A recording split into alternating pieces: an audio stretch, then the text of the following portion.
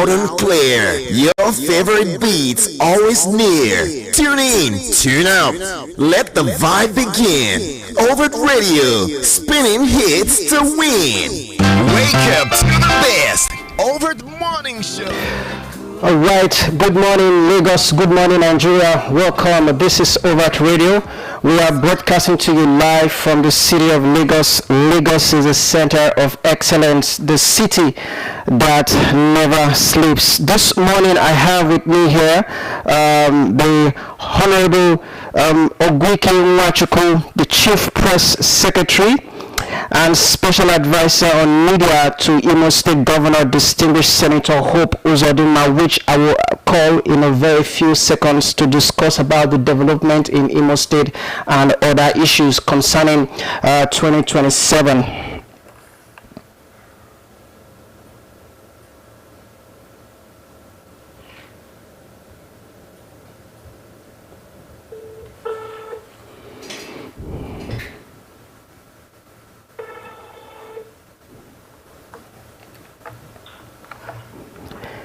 Good morning, sir. Good morning, sir. Good morning.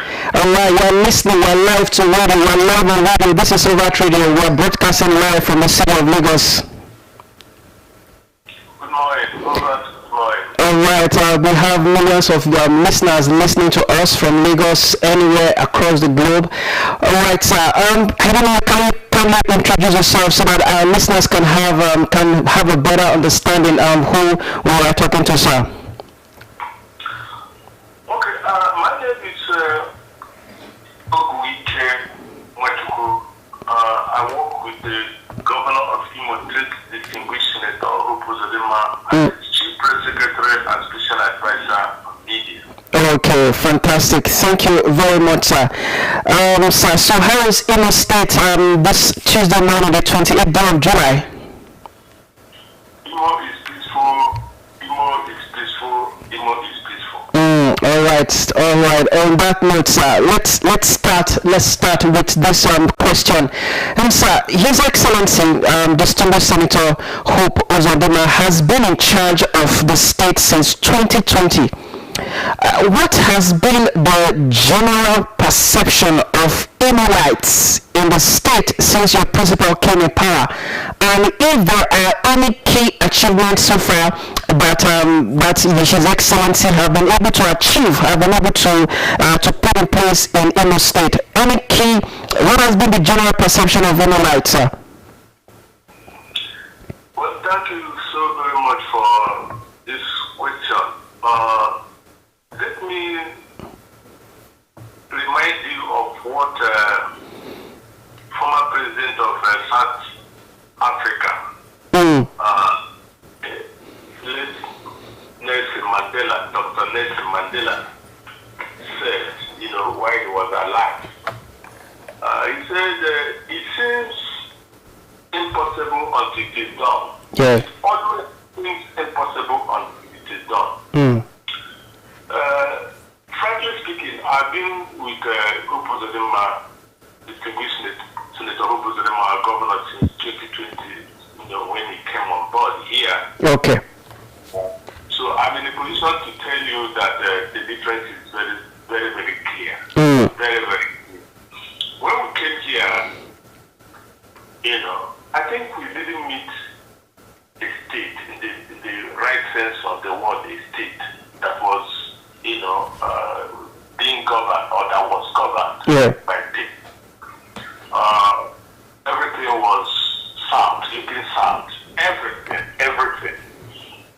Well, I don't want to go reminding you about how he came on board. His election was stolen, his victory was stolen, so he went to court and the court restored his mandate, and so that didn't go down well with people who felt entitled, about Imo State and the governance in Imo State.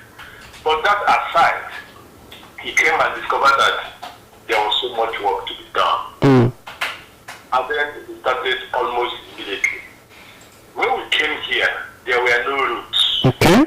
There were simply no routes. Okay. Owerri to Okigwe, Owerri Umuahia through the Obo, Owerri to Olu, all the major corridors that link Imo State to her neighbors, there were no roads. All the arteries were simply not there for anybody to, pass through. What were the reasons? The former governors were giving federal routes. Of course, you know that the word of Kigwe is federal routes. Yes. The word of Odo is federal routes. Yes. The word of Umuahia is federal routes. So they were in the very, big states.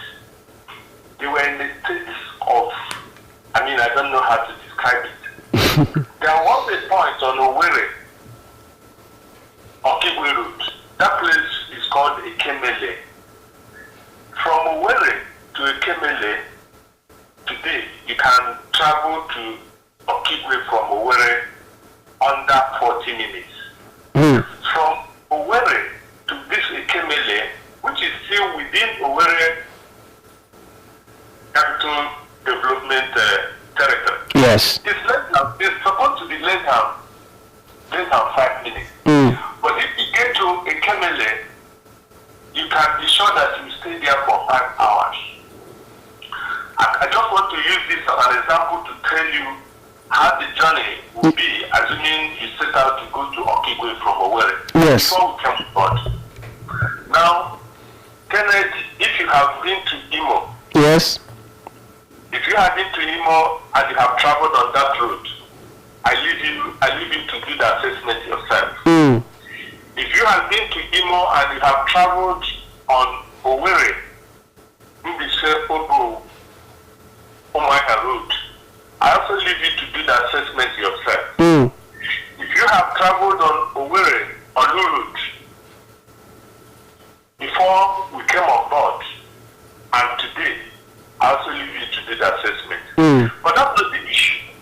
Because you don't come into office unprepared. Yes. The governor came to office prepared. He knew what he was coming to do, and he set out to do exactly, what he came to do, what was in his program. Now, it's not just roads. As I speak to you today, we have not less than 130 properly built roads in Imo State across the length and breadth of Imo State. Some of them, Toronto or Road, Owerri or no, Owerri, I had already mentioned that. Nazo Mushi Road, Olu Nkume Road, Olu Owerri, Olu West, Mbidi Omuma Road, Olu Akokwa Oka Road. You see, the beauty of some of these roads, let me talk about the Olu Mwe Akokwa Oka Road. Yes, sir. This is the road that takes, assuming you are from Akokwa Axis of Imo State. This is the road that takes you to the home of the former governor of Imo State, Lucha Sokorocha. This road was so dilapidated, and then the people who live on that corridor, including the indigenous, everybody fled that place because of erosion and then the state of the road. Today, Kenneth, you need to go there and see things for yourself. You see, that road is a major corridor because it takes you to Anambra State. Okay. One of the closest roads that connects people, Imo people who are from Olo Axis to Anambra State. Okay. Yes, from Olo to Mwe to Akokwa to Oka, and then of course you know Oka is Anambra State. Yes. Yes, Akko. That's the shortest route. Today, I challenge you to go and know what the state of that road looks like. I challenge you to also go and know what the state of road Owerri to Onitsha, particularly the Imo axis of the Owerri Onitsha road. Yes, sir. I challenge you to go to Owerri Port Harcourt road up to LL, the Imo axis of that corridor. I challenge you to also go there and see things for yourself. You see, when you talk about perception, the perception so many people had when we came on board was that, oh, this man, we know He does not have anything to offer. All manner of stories, negative stories they try to weave around him, to ensure that he didn't implement what he came to. Yes. Implement the program he came to Imo's to implement. But to their greatest surprise, what they saw from the beginning, and I give you one instance. In 2020, one of the first things he did that shocked them was when he signed a bill to stop the payments of pensions and gratuities to former governors, city governors, speakers and deputy speakers.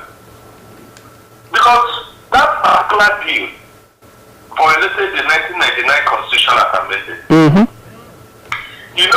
Now the issue is that had he allowed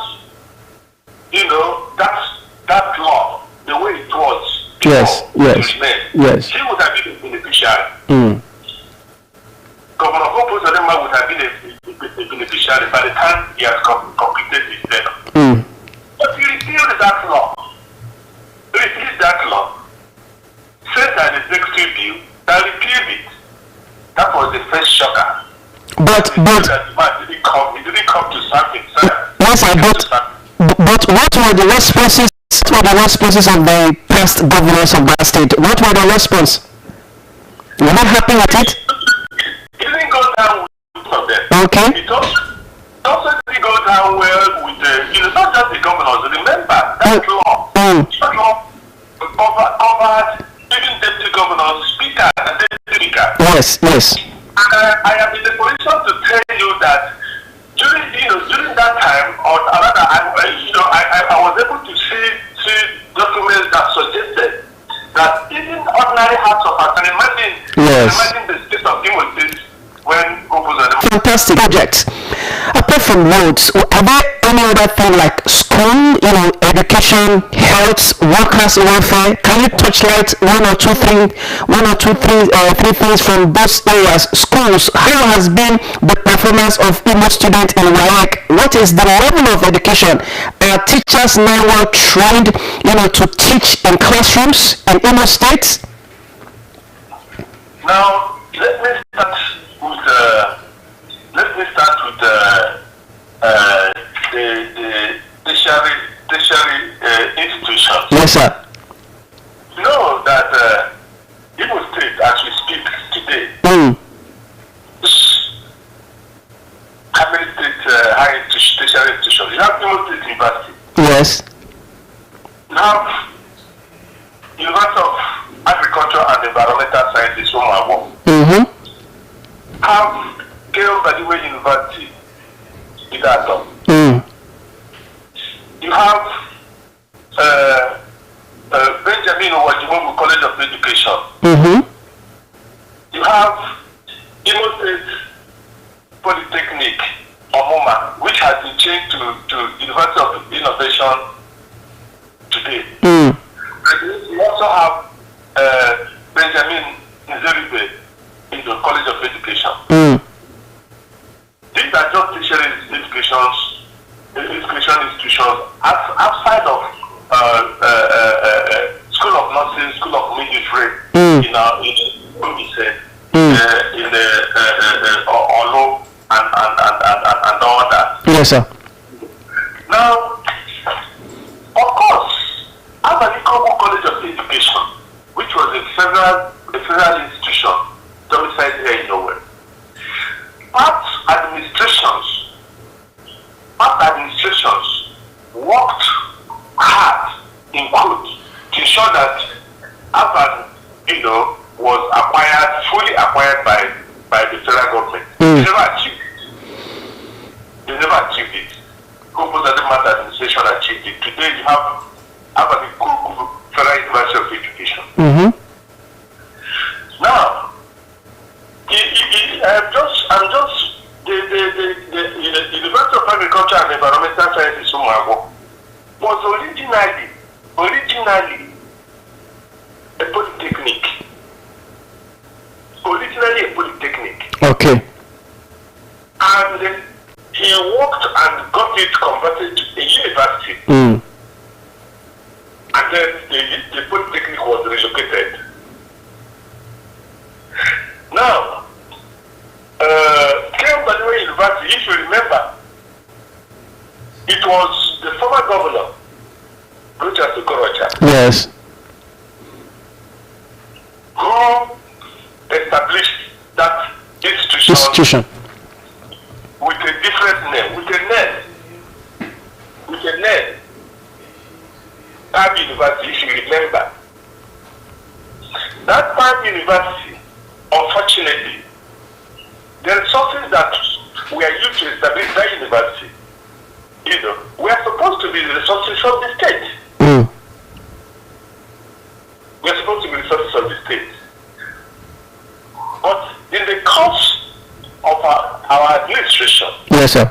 it was discovered that the resources that the man used to set up that university belonged to the state. And then the process of recovering it started. It was more. But at the end of the day, the school was recovered, properly recovered. Became, all the documents, changed in line with the law. And then remained Kembanwe University. Now, as we speak today, Yes, sir. that university runs major courses, including medicine, including law, and most of the courses that the accreditation, are completed under 4 years. Under 4 years. Now, you spoke about recruitment, teachers. Yes, sir. Performance of students in WAEC and other external examinations. Yes. For your information, there was a competition that took place recently in Rome. Okay. Okay, sir. Two of those students are from Imo State. Wow. Yes. They are from Imo State. If you paid attention, you would have noticed that the Commissioner for Education, went to receive them. In fact, the governor has even slated a day, to come to receive them formally. Okay, sir. That's an idea of the point of education, we have in Imo State. The students come out, go to NECO, WAEC, and JAM. We have 305 primary schools fully relocated in Imo State. 305 primary schools fully relocated. It may interest you to know that before now, Yes, sir. Yes, sir. it was difficult for ascertain the number of teachers in Imo State. Most of them were just ghost teachers. People who just go and they take a seat, and then every morning they go and sign a Register. Move to the condom market and the new and relief market. I thought they were teachers. Now, how did we get to know? Yeah. When we started biometric verification and automation process, teachers are pensioners in the State. So it became clearer. Let me give you an example. Okay, sir. Maybe let's say for a particular month, the wage bill for the month may be 2 billion. Okay. You say, okay, it's not 2 billion, fine, it's fine. And then the next month, the wage bill has decreased to 2.5 billion. You didn't Employ. recruitment. Eh? Now, the governor embarked on this biometric verification, and then through that process, we want to establish the proper number of teachers. And today as we speak, no teacher, no pensioner. Yes, sir. Is owed a dime at the end of every month. And this has been consistent since 2020 when we came on board. Fantastic. To add to that, Yes, sir. in the history of Imo State since 50 years, since when Imo State was created, Yes, sir. no Imo State worker, no Imo State civil servant receive the 13-month salary. It is only this administration who have consistently paid 13-month salary since 2020 up to date. It is verifiable. We can verify. All right. Thank you. Imo State pays the highest number of minimum wage, even more than the federal government. 104,000. You can go and verify. So, and of course, you know that Imo is more of a civil service state, and so most of the beneficiaries of these innovations, are teachers and civil servants. And the recruitment process. You see, what we had before was a situation where you have teachers who were just recruited. Nobody monitors them. Nobody cared about their competence. Nobody cared about their in-house training. Nobody cared about their welfare. So because we took care of all these things, and then looking forward to an education system where there will be a kind of migration from what we have currently to maybe something digital. So we are recruiting teachers who have been trained. They have been trained, they have been recruited, interviewed, and then shortlisted. Okay. Shortlisted now to also help boost the education system in such a manner that they will be very competitive, across the board. Not only being competitive here, yes, but sir. also being competitive elsewhere, assuming they decide to apply their training somewhere else.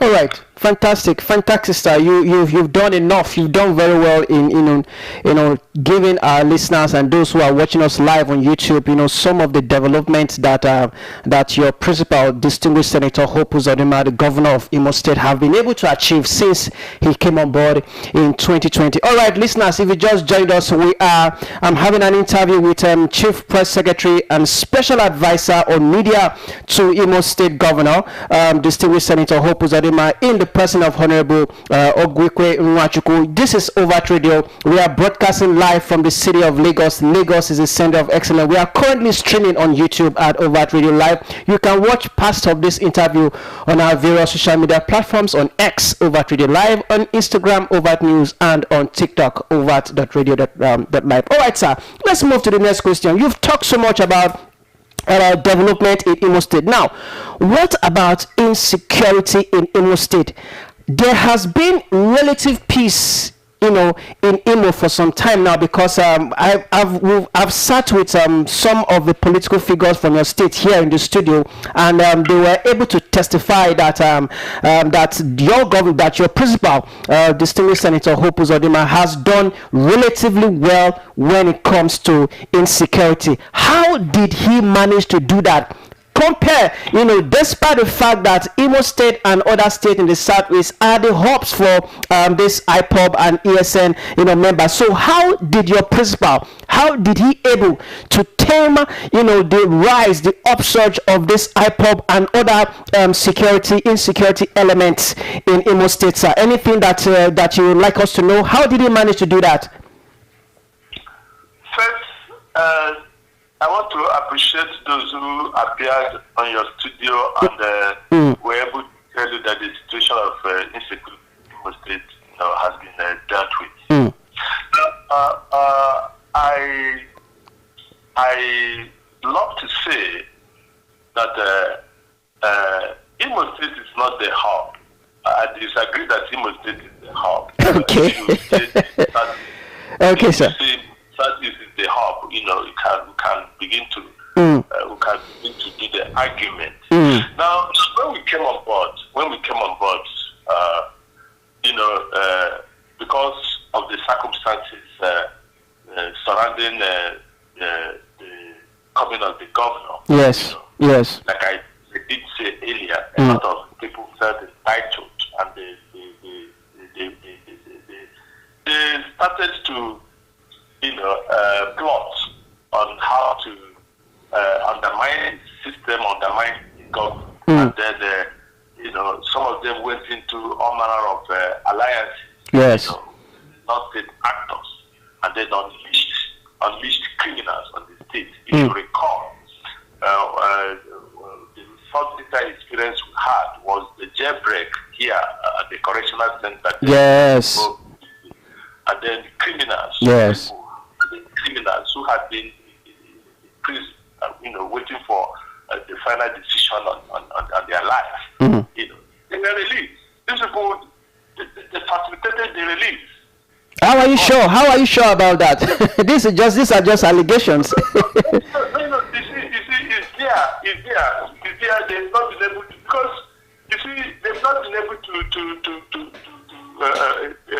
discredit what really happened. Because I mean, as I'm going to explain further, you understand that that it was all an attempt by political opponents to undermine, to ensure that it never succeeded. But I think they overlooked something. They didn't realize how intentional, how prepared the man they were dealing with was, to serve Imo State. They didn't realize that. Now, one of the things that the governor did, yes, was to ensure that all the security agencies working in Imo State work in harmony, work as a team. The Army, the Air Force, the Navy, the Civil Defense, all the hand-bearing, security agencies, they work in harmony.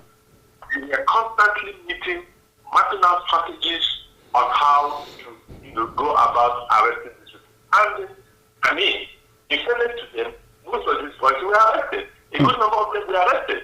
And of course, you know how, the way security will do their work. One information can lead to another, one can lead to another, and so they were singing, most of them sang, and they were, letting us know who and who, they were working for.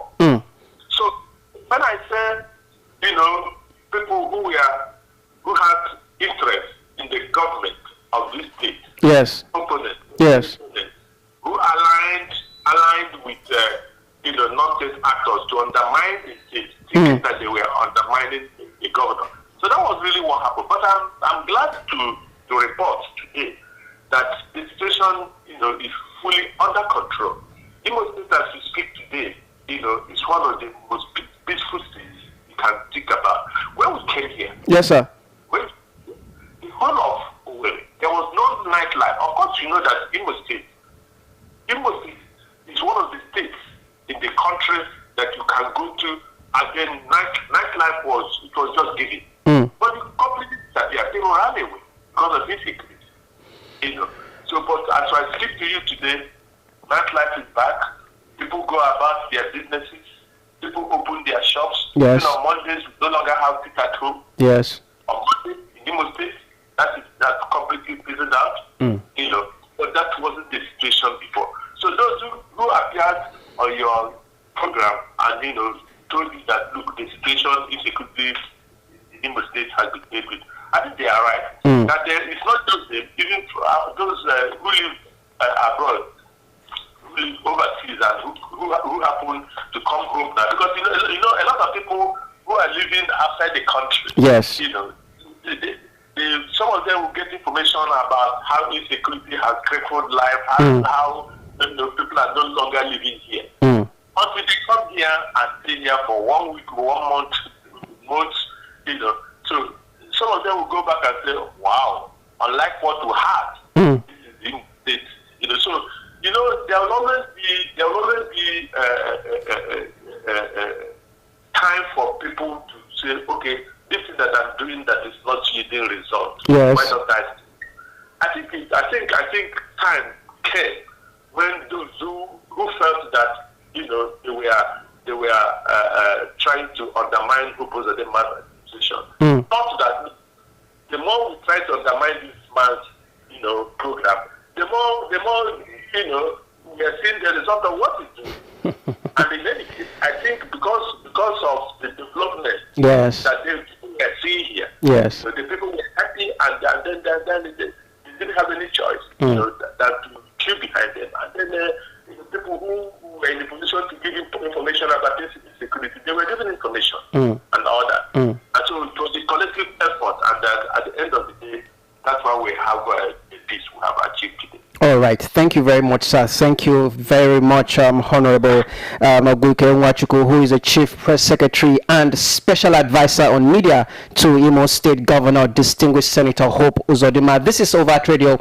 We are broadcasting to you live from the city of Lagos. We are currently streaming on our YouTube channel, Overt Radio Live. You can watch this interview later on during the day, during the week, on our various social media platforms on X, Overt Radio Live on Instagram, Overt News on TikTok, overt.radio.lagos. All right, sir. Thank you very much for hanging in there with us. Now, let us gradually, move to politics. Now, sir, this next question, please, I want you to be honest. I know you'll be honest with us. Now, there have been rumors that the deputy governor of the state, Honorable Chinyere Ekumaro, had resigned. What is the veracity regarding that story? Is she still the deputy governor? And if and of late she is no longer, I don't know if that is true, if she's still physical in the state functions, what is the state of her position at the moment, sir? Kenneth. Yes, sir. That is the rumor. And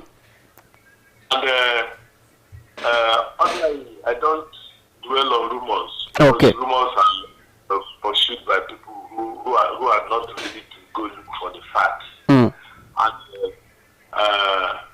because you asked, yes, because let me tell you that what you have just said is just rumor. By people who have one political interest or the other, the same people, who will always look for what to say, do something in the mix and see how government reacts to it. As I speak to you, there's nothing like that. And in any case, it's not that I'm saying it.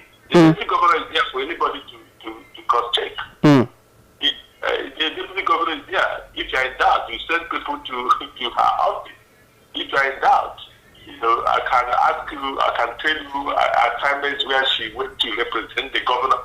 And she has been all over the place. Okay. Doing her work. So just take it as the rumor and one of those things that one of those mischievous things that politically tainted people do. So what you can tell us live to our listeners is there's no rancor between the deputy governor and your principal, Distinguished Senator Hope Uzodimma. No rancor whatsoever. Not at all.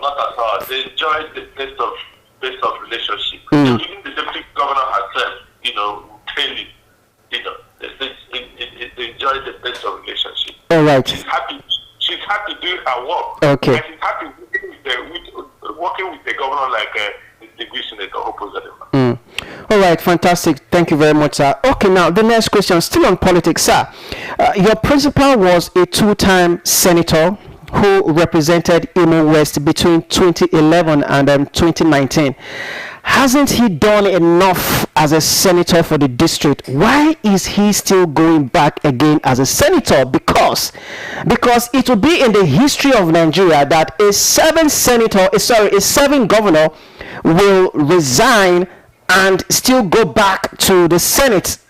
Sir, what is the purpose? What is the motive behind Distinguished Senator Hope Uzodimma going back to the Senate? Is there any ulterior motive in the Senate, in the National Assembly? Why? He's still the governor. Let him finish. Why can't he finish his tenure? Then after that, he can think about going to the Senate. What is the purpose? What is the motive behind that, sir? Any word on that? I don't know why you are working yourself up.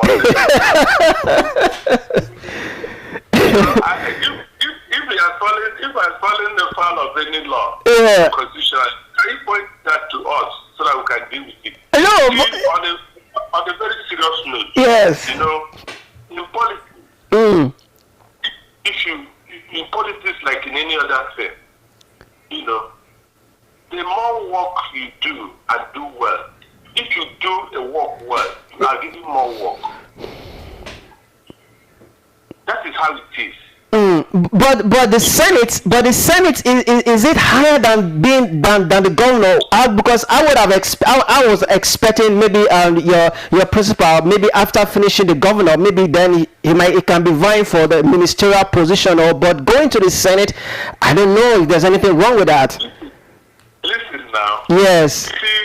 You see, if you're a public servant, Yes. you don't mean yourself. Yes. If you are doing well, be prepared to be called to serve. The people will always call you to serve because they have tested you. They can draw a difference between you and another person. What you were able to do, which, maybe your opponent couldn't do. It's about service. It's about service. I am sure deep down Uzodimma's mind, if his people didn't lead a delegation to say, please, we have seen what you have. Let me tell you the truth. Yes. When he was in the Senate, when he represented his people on Luzon in the Senate, what he did, it was during the time that the people realized that, so we can get such benefit from somebody representing us. So that mindset is still there. They have not forgotten. And to add, as an icing on the cake, they have seen what the man has been able to do as governor. They won't let him go. They won't let him go. And I don't blame them. I don't blame them. See, Kenneth, there are so many things to do. Hope has a lot to offer to Olu people. He has a lot to offer to Imo people. He has a lot to offer to the Southeast, to Igbo. He has a lot to offer to Nigeria. So his services, reverberates across the country, even globally. Globally. For free. So sir, does that mean that he's the only person in Olu that can do that? Are there no other fantastic politician in the APC in that particular zone that can execute what he has been doing? I am not from Olu. Okay. I'm not in a position to tell you, but the people have spoken. Okay. If you paid attention to the primaries that drew him up as their candidate, yeah, you will appreciate what I'm saying. You will appreciate what I'm saying. I wish I can still get the video clips I sent to you. And then you compare with, I don't know who and who you have in mind. But the people have spoken. Other people have spoken. So if they have spoken in one accord, that this is the man, I think we should respect their view. We should respect it. But if you also ask me, I think nobody from there has the capacity that distinguished Senator Uzodimma has to represent them. For now, nobody. And let me tell you why I say that what he has done or what he's doing here, has reverberated all over the world. Just last week. Yes, sir. African Leadership Organization. It's a UK-based organization. All gave him an award as an African inspirational leadership on good governance. This award was conferred on him last week at the House of Lords, Westminster, UK. In the House of Reps, South Carolina, in US, a motion was passed recognizing him as a transformational leader who has turned him around. So it's not just about here. In fact, as a matter of fact, most of what he's doing, yes, sir. Outside, because they come here. Look, Kenneth. Yes, sir. We had Economic and Investment Summit last year. Okay. The whole world was there. As president, former UK president Boris Johnson was here. Okay. The president of Liberia was here. The president of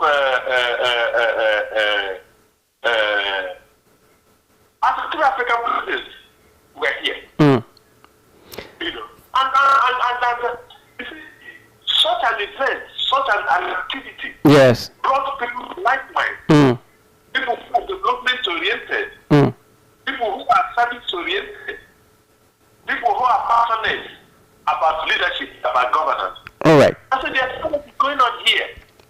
There's something going on here. Now, let me ask you. Assuming Hope President man, completes his tenure and goes home and sit down. Yes. And drinking tea and coffee. Yeah. How would that benefit his people? How would that benefit his people? How would that benefit Nigeria? How would that benefit the Imo State? How would it benefit the families? That is what we're talking about here. So it's not about him. It's not about the people. It's not about service. It's not about his readiness to continue to serve the people. But if you service is like a religion. It's like sex. If it's in your blood, you continue to serve until you draw your last breath. Thank you very much for that response. Now, in follow up to that question, now since that has been established, now how will he be able to manage that transformation? Because if he wins the senatorial seats next year 2027, because next year when we get to 2027, his tenure will remain just a year. So how will he be able to do you know anybody in his mind that will take over from him? And in 2027, another election in Imo State will come up. In 2028, rather, another governorship election is coming up. So how do you think he will be able to marry or to manage the situation at hand next year and 2027? Getting his successor, and also somebody who will take over from him next year, and somebody who will also that he will hand over power to in 2028. How will he be able to manage that? The process of who will succeed him. Yes. Is in the works. Okay. And for your information, yes, sir.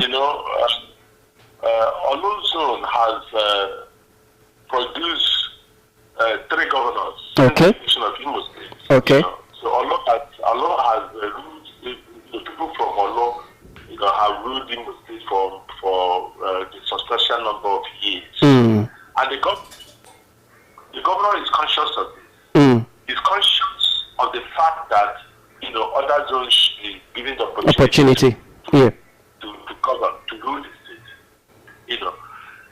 And you see, he started by sending a bill to the House of Assembly, to recognize the Imo Elder Council. Okay. Empower the Elder Council, to give seat to Imo Charter of Equity. So that it will become something, that will be generally accepted by the Imo people, that if Olo has had his turn, yes, or people can have his turn, yes, they can have his turn, and the power will be rotating among these 3 senatorial. So that he has achieved. In fact, just last week, yes, yes, there was a meeting of the Imo Elder Council and the leadership of the traditional rulers in Imo State here. Still on this, I don't think there's any fear whatsoever. Okay. Imo people, they know what they want. They know how they want Hope to be succeeded. And they also know that it is their responsibility to ensure that whoever comes to succeed Hope will be somebody who will not lower the standard of what he has done. So there's nothing to be afraid of at all. There's nothing to be afraid of. In politics, yes, sir, if anything can happen under 1 minute. 1 minute is like 1 day in politics. And I can assure you that Hope is not a rookie. This game. He's not a rookie. He understands politics. The feelings of the Imo people. He can feel their pulse, and he's determined to ensure that the transition will be seamless. All right. Everybody will be happy about it. All right, thank you, sir. All right, listeners and those who are watching us YouTube, I've been talking since 9 o'clock with Ogwike Nwachukwu, Chief Press Secretary and Special Advisor on Media to Imo State Governor, Distinguished Senator Hope Uzodinma. This is Overt Radio. We are broadcasting to you live from the city of Lagos. We are currently streaming on YouTube at Overt Radio Live. You can watch this past interview later on our various social media platforms, on X, Overt Radio Live, on Instagram, Overt News, on TikTok, overt.radio.lagos. All right, sir. Lastly, sir. Very the last one, so that we can allow you go, sir. As the media aide to the governor, what do you think will be in his mind if he's asked about Igbo presidency? Does he think Igbos are marginalized at the center when it comes to the presidency? What will be the thoughts of your principal if it's been asked about Igbo presidency? Quickly, sir. Kenneth, I don't think there's anything like Igbo presidency. What you have is, it's like saying a Yoruba president, a Hausa president, or a Pig president. Okay. You're talking about Nigerian president of Igbo extraction or Yoruba extraction and all that. I think even when you talk about marginalization, Hausa people will tell you they are marginalized now. When you all the people, you have the level of poverty in their area, the lack of education to a large extent. They will tell you they are marginalized. The other people will tell you they are marginalized, one way or the other. But these two regions, sir. But these two regions you've mentioned, they've had a fair share when it comes to the presidency in the country. So, yes. Yes, I'm coming. Yes, I'm coming. What I'm saying first is that to that extent, everybody can be marginalized. But who doesn't know that that Igbo have not produced a presidency? Who doesn't know? Everybody knows. The Yoruba know. The Hausa know. They speak English. They all know. So if you are asking his mindset, what would be his mindset? Yes. What would be his mindset? Other than that, it would also be nice, to see an Igbo man become president of Nigeria. One of these days, the way the Hausas have become, the Yorubas have become, somebody from the South have become. I think that should be. I think that should be the mindset. And will he support? Will he support that any individual? Just like we are having now, Peter Obi being the presidential candidate of Nigeria Democratic Congress, despite the fact that yes, your principal is in the ruling APC. No. That's an unfair question to ask. Yes, I know. That is if he's no longer in active politics. What you should be asking is, if you support his party to produce the president of the Igbo extraction. Okay. You should be asking. Okay. Okay. Yeah. Okay. Yes. That's what you should be asking me. If my principal would be interested, because of course he has to be interested in his party producing the president of an Igbo extraction. Okay. For your information, his governors are all supporting the re-election of President Bola Ahmed Tinubu. Yeah, but his counterparts, Alex Oti of His Excellency Governor Alex Oti of Abia State, I think it was over the weekend, did say that when the time comes that he himself is not aligned with that particular development. Alex Oti did say that few days ago, when there was this report that all the Southeast governors have decided to support the re-election of His Excellency President Bola Ahmed Tinubu. Alex Oti did say that, they are talking on their own, but as for me, I've not said anything yet. That's to the governor of Abia State. Yeah, if you read between the lines, Governor Oti's statement, who of course one over five. Yeah. There are 5 governors. 1 over 5. He says that the statement says, between the lines. You discover that he also plays politics there.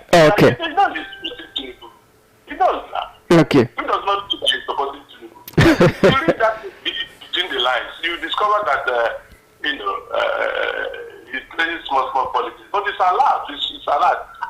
All of them are in agreement.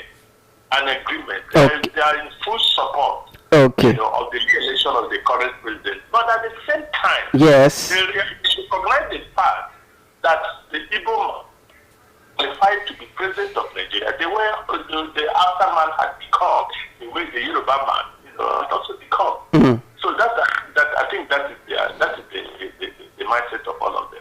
Okay. Honorable Ogwike Nwachukwu, Chief Press Secretary and Special Advisor on Media to Imo State Governor, Distinguished Senator Hope Uzodimma. Sir, a very, very big thank you for spending this over an hour, close to an hour with us here on Overt Radio. We appreciate you, and congratulations to your principal for those awards that he bagged recently. A big congratulations to him. I mean, that is a testament that man is doing really well in Imo State. A very big thank you very much, sir. We appreciate your time here. And when we need any information from Imo State, we hope that you'll be available for us next time in subsequent interviews. Is that a yes, sir? Thank you so very much. I will oblige you if I'm available.